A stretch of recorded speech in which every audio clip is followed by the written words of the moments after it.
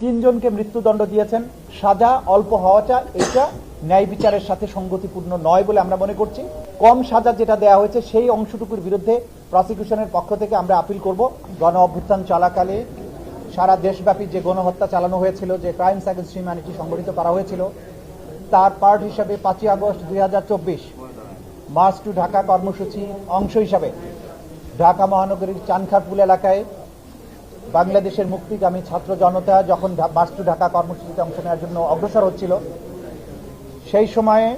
সেই সময় পুলিশ সেই জায়গায় নির্বিচার গুলি করে 6 জন শহীদকে হত্যা করে। তার মধ্যে শহীদ শাহরিয়ার খান, আনাস, জুনায়েদ সহ 6 জন শহীদ সেখানে আত্মোৎসর্গ করেছিলেন। এই ঘটনার মামলা হয়েছিল। কমান্ড রেসপন্সিবিলিটিতে শেখ হাসিনা, আসাদুজ্জামান খান কামাল এবং আইজিপি আব্দুল্লাহ আল মামুনের শাস্তি হয়েছে আগে। বাকি অংশে যারা গ্রাউন্ডে কাজ করেছিল তাদের বিচারের জন্য আজকে এই মামলাটি ছিল। সেই মামলাতে আজকে আদালত যেটা বলেছেন যে এই অপরাধীদের বিরুদ্ধে অপরাধ প্রমাণ হয়েছে, তারা ক্রাইমস অ্যাগেন্স্ট হিউম্যানিটি করেছেন, সেইটা প্রমাণিত হয়েছে।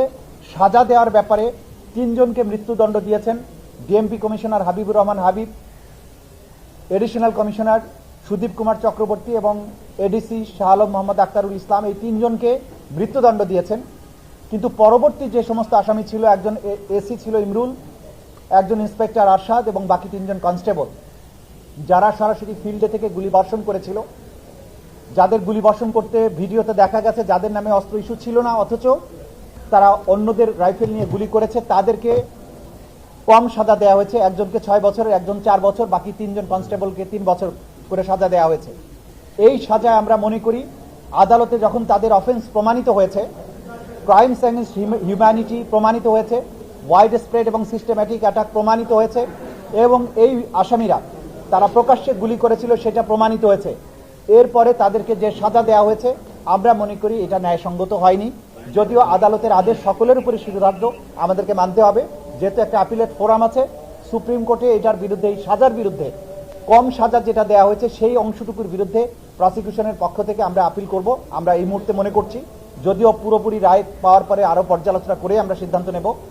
আমি মনে করি জুলাই অভ্যুত্থানে যেভাবে আমাদের তরতাজা তরুণীরা জীবন দিয়েছেন এবং যারা সরাসরি এখানে গুলিবর্ষণ করেছে তাদের অপরাধ প্রমাণিত হওয়ার পরে সাজা অল্প হওয়াটা এটা ন্যায় বিচারের সাথে সঙ্গতিপূর্ণ নয় বলে আমরা মনে করছি। সে কারণে আমরা মনে করছি যে এটা আপিল করা প্রয়োজন, আমরা আপিল হয়তো করব। কিন্তু বাকি 3 জনকে যে মৃত্যুদণ্ড দেওয়া আছে যেটা যথার্থ হয়েছে বলে মনে করি, এবং আগেও শেখ হাসিনা, আসাদুজ্জামান খান কামালকেও মৃত্যুদণ্ড দেওয়া আছে, সেটাও যথার্থ বলে আমরা মনে করেছি। এই পর্যন্ত আমাদের আজকের বলার ছিল। 3 জন বাদে বাকি যে 5 জন, সেই 5 জনের সবাইকে কি আপনারা মৃত্যুদণ্ড চাইবেন?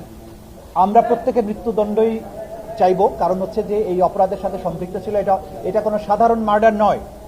আমরা বারবার যেটা বলার চেষ্টা করছি যে মার্ডারের ক্ষেত্রে প্রমাণ করতে হবে কার গুলি থেকে মারা গেছে, কিন্তু ক্রাইমস অ্যাগেন্স্ট হিউম্যানিটিতে হাজার হাজার রাউন্ড বুলেট নিক্ষিপ্ত হয়েছে, শত শত হাজার হাজার মানুষ আহত হয়েছে, হাজারো মানুষ শহীদ হয়েছে, 1400 শহীদ হয়েছে।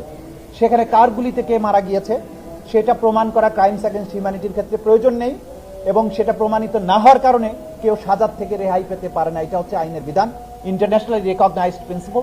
সুতরাং সেই জায়গায় সেন্টেন্সিং এর ক্ষেত্রে যেটা হয়েছে সেইটাকে আমরা মনে করছি এটা ইন্টারন্যাশনাল স্ট্যান্ডার্ডের সাথে যাচ্ছে না, সে কারণেই আমরা আপিল করব। কিন্তু তাদের অপরাধ যে প্রমাণিত হয়েছে এবং এই অপরাধটা যে ক্রাইমস অ্যাগেন্স্ট হিউম্যানিটি, এই প্রসঙ্গে আদালত যে অবজারভেশন দিয়েছেন সেটা সঠিক আছে। শুধুমাত্র সেন্টেন্সিং এর ব্যাপারটাতে আমরা মনে করি যে এইটুকু সুপ্রিম কোর্টে অবশ্যই এটা যাওয়া উচিত এবং সেখান থেকে এটা সেটেল হওয়া উচিত যে সেন্টেন্সিং সরাসরি গুলিবর্ষণের পরে তাদের ক্ষেত্রে এই সেন্টেন্সিং থাকা উচিত। সুজনের ওপেন গুলি করার দৃশ্য আমরা দেখেছি সুজনের, এবং সে বারবার খুশি হচ্ছিল, তারপরও তাকে আসলে 3 বছর কেন দেওয়া হলো? আদালত এটা বলেছেন যে সে গুলি করেছে, সে উচ্ছ্বাস প্রকাশ করেছে, উল্লাস করেছে, সবকিছু কিন্তু আদালত বলেছেন যেটা প্রসিকিউশন প্রমাণ করতে পেরেছে।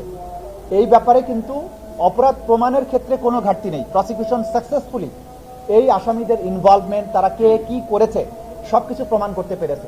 কিন্তু আদালত যেটা বলেছেন, এরা কনস্টেবল ছিল, তাদের সুপিরিয়ররা তাদেরকে কমান্ড করেছে, তারা করতে বাধ্য হয়েছে, এবং সুজনের ব্যাপারে বলেছে সে অল্পদিন আগে এসেছে, এইসব বিবেচনায় তাকে কম শাস্তি দিয়েছে।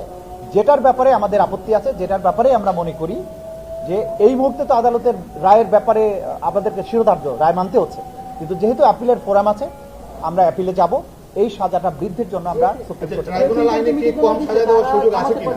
হত্যাকাণ্ড এরকম একটা অবজারভেশন ট্রাইব্যুনাল দিয়েছে। বুঝিনি আপনাদের। যে তিনজন মৃত্যুদণ্ড আজকে পেয়েছেন সাজা, তাদের তো কমান্ডিং ছিল, তারা এখানে অনেক Superior তারা চাইলে থামাতে পারতেন, এরকম একটা না observation। না, সেটা হচ্ছে যারা সুপিরিয়র ছিল, যাদেরকে মৃত্যুদণ্ড দেওয়া হয়েছে, তাদের ব্যাপারে বলা হয়েছে তারা সুপিরিয়র কমান্ডার ছিল, তাদের দায়িত্ব ছিল এদেরকে থামানো অথবা এদের শাস্তিমূলক ব্যবস্থা গ্রহণ করা। তারা সেটা করেনি, উল্টো তারা কমান্ড দিয়েছেন, আদেশ দিয়েছেন, নির্দেশ দিয়েছেন, সে কারণেই তাদেরকে কমান্ড রেসপন্সিবিলিটিতে মৃত্যুদণ্ড দেওয়া হয়েছে।